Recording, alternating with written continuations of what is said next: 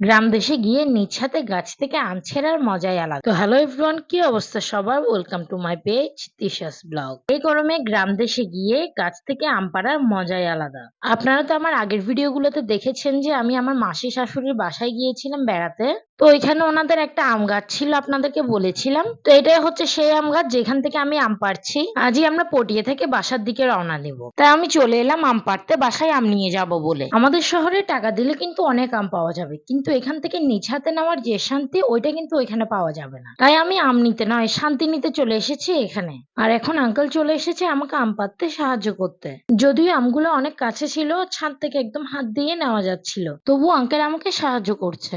ওইখানে প্রায় আমগুলো ছোট ছোট ছিল, তবু আমি বড় বড় দেখে দেখে বেছে নিচ্ছিলাম। আর ওইখানে অনেক আম ঝরে ঝরে পড়ে যাচ্ছে, যেহেতু বৃষ্টি হচ্ছে না, আমের গোড়াটা একদম নরম হয়ে রয়েছে। বৃষ্টি হলে নাকি আমের জন্য ভালো, বৃষ্টি হলে যা আম পড়ে যাওয়ার পড়ে যাবে, আর যা আম থাকবে ওইগুলোর গোড়া নাকি শক্ত হবে। আমি অবশ্য গাছ সম্পর্কে এত কিছু জানি না, এগুলো ওইখানে গিয়ে শুনেছি, কারণ ছোটবেলা থেকে আমি শহরে বড় হয়েছি। আর এখানে শহরে তো এত স্পেসও নেই আর এত গাছপালাও নেই যে আমরা এই গাছপালা সম্পর্কে কিছু ধারণা রাখবো। আর আমি কিন্তু আম ছিঁড়ছিলাম খুবই ভয়ে ভয়ে, কারণ আমের আঠা যদি একবার গায়ে লাগে তাহলে শেষ।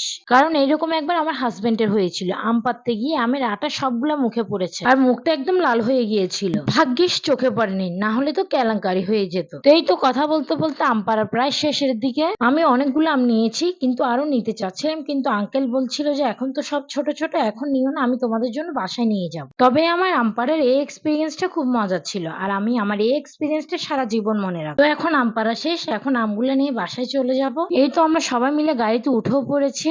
আর গাড়িতে উঠার পর আরিশ এত দুষ্টামি করছিল যে সে আমাদের কাছে থাকছিলই না, সে তার কাকাই আর ঠাম্মিদের কাছে চলে যাবে। তো আমিও আরিশকে তার কাকাই আর ঠাম্মিদের কাছে পাঠিয়ে আমি একটু রিল্যাক্স হয়ে বসবো চিন্তা করেছিলাম। তবে কি আর রিল্যাক্স, কি আর শান্তি, সে তো পেছনে গিয়ে আমার চুল টেনে দিচ্ছিল আর আমার ক্লিপ খুলে দিচ্ছিল। আসলে বাচ্চারা যে মাদেরকে কত বিরক্ত করে একমাত্র মায়েরাই জানে। মাদের অনেক কিছু সহ্য করতে হয়, কিছুই করার নেই। তো এই তো আরিশের দুষ্টামি দেখতে দেখতে আমি একটু প্রাকৃতিক দৃশ্য দেখছিলাম। আসলে গাড়িতে উঠে এরকম প্রাকৃতিক দৃশ্যগুলো উপভোগ করতে করতে যেতে খুবই ভালো লাগে। আর এই প্রাকৃতিক দৃশ্য দেখতে দেখতে প্রায় চলে এসেছি আমরা। তো আজকের ব্লগে এইটুকু, সবাই ভালো থাকবেন, সুস্থ থাকবেন।